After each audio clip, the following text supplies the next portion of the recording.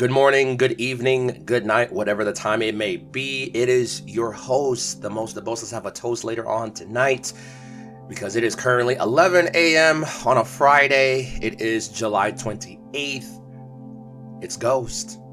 I'm back with welcome to the Cast-ket, and I'm not gonna lie to you. I've been feeling funky for the last 2 weeks, I believe, which is interesting because I just came back from a trip, a part 2 bachelor trip in Kentucky. First time I went was, I think, in the middle of April or maybe early May, and it was fantastic. It was really good. This time around, it was very hot.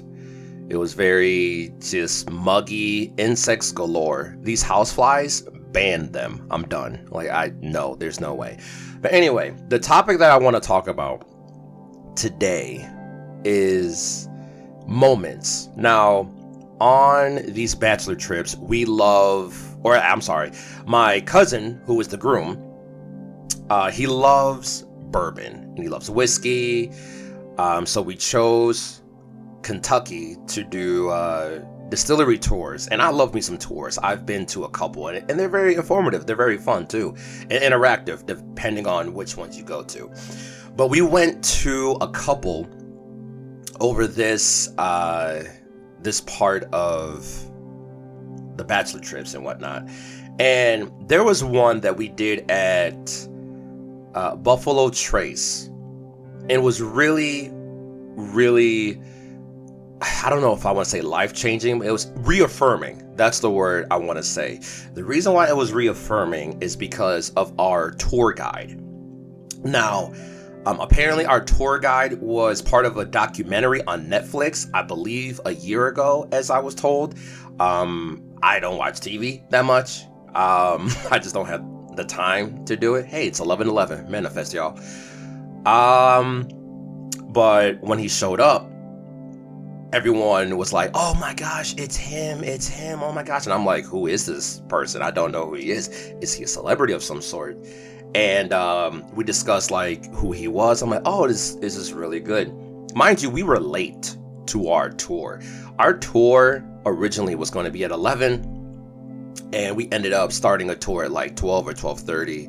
Just, whatever. But the thing is, I felt like that needed to happen. Otherwise, we wouldn't have gotten this tour guide person. His name is Freddie Johnson. The documentary on Netflix is called Neat, N-E-A-T, and it talks about the history. I didn't watch the full thing yet. I watched a little bit of it, but I do plan on continuing to watch the rest of it. But Freddie Johnson is a prominent figure in that documentary.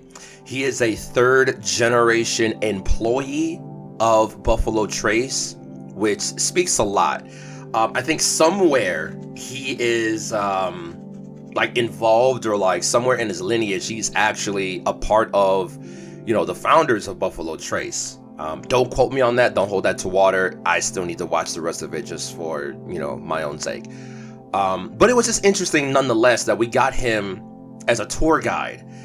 Very informative, very poignant, entertaining. He's very engaging, very fun. He's not just and I'm not trying to shit on other tour guides and stuff, because during a tour is a lot. You know what I'm saying? Especially multiple times a day. But this one, it felt different.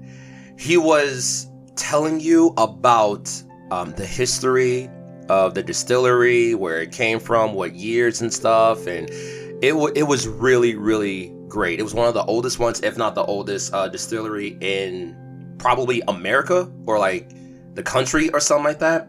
But it was wow, we're standing, in history right now. He was really trying to hone in the theme of history as well. But the part that I want to talk about, really, is near the end of the tour. We were walking around the facility. We were walking around the distillery, the fermentation area, ancient ruins of early distillery or early fermentation and stuff like that. I have pictures of it. I don't know if I'm going to post it or not, probably not, but it was very just like, wow, this is really history. Like, we're standing on like a couple century-year-old history right now. But we did the tasting at the end, and we're doing our tasting. He's very engaging, very comical, but he's talking about the history and stuff. And the thing that he did at the end, which I will never forget this moment, which is the theme of this podcast specifically, moments. He was talking about his father. His father was diagnosed with, I forgot which cancer he had said, but some sort of cancer. And mind you, his father worked for the company for forever, right? For his entire life, he worked for it. And oftentimes, or like every year or so, they would try to, him and his son, or Freddie's father, I don't know his name, but Freddie's father and himself would also do like an intimate kind of toast or an intimate tasting with Freddie's brother. And they would just sit down, because bourbon is not one of those things you just shoot. And I learned that the hard way. I took a shot of bourbon the first time I came back, and I'm like, this is instant regret. But it's one of those intimate sit-down ones. It's a sipping drink. It's not one you're supposed to be like, woo, whatever. I mean, you could do that with Fireball, but not with like actual bourbon. You know what I'm saying? So it's one of those intimate sipping kind of things. So they were sitting down, and every so often they would just talk and reminisce, just enjoy each other's company, enjoy each other's presence, and really just be grateful for like what they have, where they came from, and where they're going to, because Buffalo Trace is booming. They're expanding. The facility, I don't know if anyone has ever been, but the facility is huge. They have acres, like it is huge. And the thing is, they're still running behind on orders and stuff like that. They've been behind for a while, but they're making bank. So that shows like what's the word I'm looking for? It shows the promise of like where they're going, like the projection, like they're only going up. They're only going up, and I'm excited for them.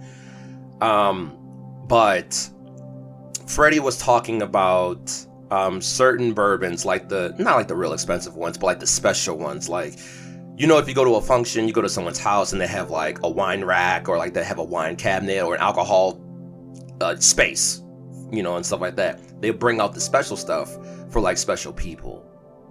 And I related to that. I'm like, you don't break out like the aged bourbon or like the really, really good stuff unless it's people you trust, people you love, people that you really, you know, you really mesh with, you really vibe. Like there's certain people in your life that you really could be vulnerable, or you can take that chance at being vulnerable. I'm like, I appreciate your company. I can entrust you with whatever vulnerable information I want to, you know, talk about at any given moment. So this is where Freddie was heading towards. It's just moments, because his father was diagnosed with some sort of cancer, and he was on his way out the door relatively quickly. He only had like a couple months, sadly.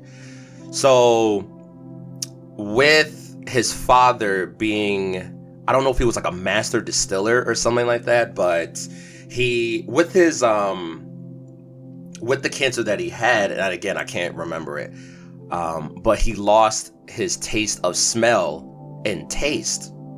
And when you're working with and for a bourbon distillery, or whatever his title was, you need those, because you really need to smell and get the right profile of the bourbon, because there's different processes depending on like which type of bourbon you're looking for. And if he was the master distiller for that, and you lose that, you kind of lose your purpose in a way. So it was a big hit for the family, but Freddie would still make an effort to still pour him a glass and still try to have that moment with his father before he's gone. And I think Freddie, I'm trying to remember the story that he said. I'm definitely paraphrasing, so please bear with me. But Freddie Since he's a third generation employee, he knows the ins and outs of the company as well. And he was trying to figure out a way how his dad could still try to taste whatever drink he's trying to give him and still have the moment at the same time. So what Freddie ended up doing was mixing, I believe it was like bourbon and Diet Coke. And for some reason, that is what, or maybe it was just Diet Coke by itself mixed with like something non-alcoholic. But he gave his father the drink and his father started smiling. And because he was able to taste it, he was able to get the sensation of like of smelling something for the first time in however long. He started having complications with cancer, and he was able to taste it, and he immediately started smiling. And then Freddie started smiling. Freddie was like, "Dad, I'm so happy I was able to, do this for you." And then Freddie's father was like, "It's not so much that, like I'm able to do this right now. It's the fact that I know you went out of your way to make this for me." Or maybe I got it flipped around. Maybe he still couldn't taste the Diet Coke and whatever he was drinking, but he saw the effort that his son was making. Like, knowing that he probably couldn't smell or sniff ever again due to cancer, it was the fact that Freddie still went out of his way to try to do something for his dad. And right when he said that, like, I don't know if a lot, because I'm very observant. Like, if I'm observant, like solo, but if I'm out and about, if I'm amongst people, I tend to like read the room multiple times just to gauge like the vibe. And I'm like, am I cool with this vibe? If not, I'll remove myself. But like, if it's lively, if it's nice, I'll just mesh and like we'll have a good time, right? But so the room really wasn't like, I guess they weren't feeling it like I was feeling it, because when you hear certain things, it kind of hit different. Like that whole phrase, man, it just hit different. It hit like, it struck a chord with me in a good way. I'm like, say that again for the people in the back, because I don't think they get what you're trying to say, Freddie. But I get what you're trying to say, Freddie. I'm picking up what you're putting down. But he was really spitting like real life, like wisdom things, not so much like just like funny jokes or whatever. He was really trying to let you know, like, cherish these moments that you have. Create these moments that you have. It's not so much like we're thinking about, a couple years down the line, or, next year, next month, next whatever. No, just do it now. These moments are what you're going to look back on when you're eventually in the future, if you're in the future. You know what I mean? And I appreciated everything that Freddie was saying. He just knew his stuff, but he was really grounded. He was really down to earth. Like, he really understood, like it's not about bourbon. It's really about just like history and coming together. And he also said another line during the tour that really just stuck out to me. He said, when it comes to learning about history, there are two ways you can look at it. History could either enhance or it could be baggage. And I'm like, that's a deep one. That's a deep one right there. Oh my gosh, because look at it. Look at where the distillery was. It was like, it was in Louisville, Kentucky. When you think of Kentucky, we think of like, the stereotypes. I'm not going to say them out loud, but you know exactly what I'm talking about. But now that we've gotten to a point of, I guess, like progression compared to like now and then decades ago, you know what I'm saying? We've come a long way and we're still going. When it comes down to it, we're all not in the same boat, but we're all connected in some way, shape, or form, right? he did talk about like the slavery, slaves, plantations, and all that. And again, reading the room, because it was predominantly white, which is not bad. My group is a mixed pot. We were mostly black, but we had an Asian guy with us. We had a white guy with us, and it was a smaller group. So our bigger group had even more of a melting pot, right?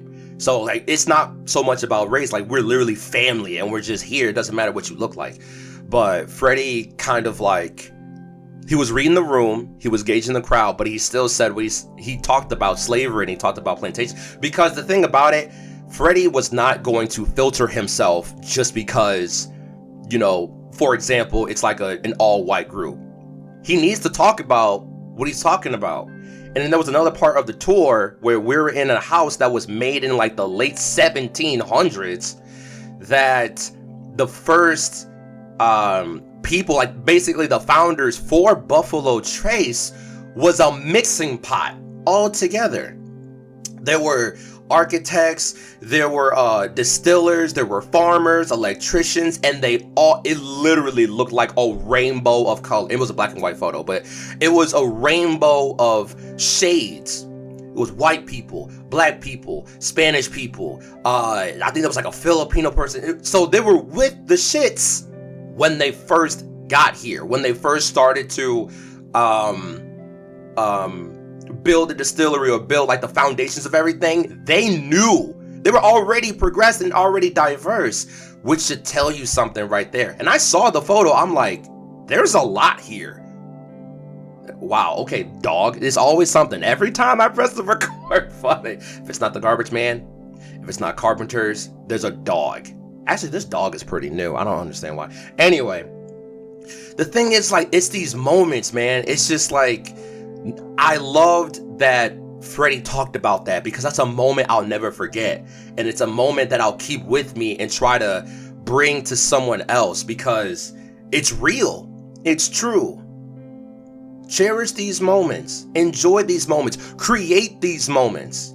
If you're afraid that, this moment will not be worth it, you won't even know that until you try. Because there have been a plethora of moments that I've had I was very hesitant to do just because I didn't want to fail, or I was afraid of like not working out as my head pictured it. And that's the thing too. We can talk ourselves out of so many things, or we can overthink ourselves out of a lot of situations that aren't even that deep.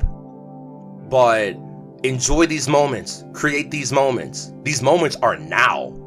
So when eventually you're in the future, you can look back and be like, damn, I did a lot. Look at all these beautiful moments. I can cherish these moments with friends. I can cherish these little moments with family, or big moments. It's just moments, y'all.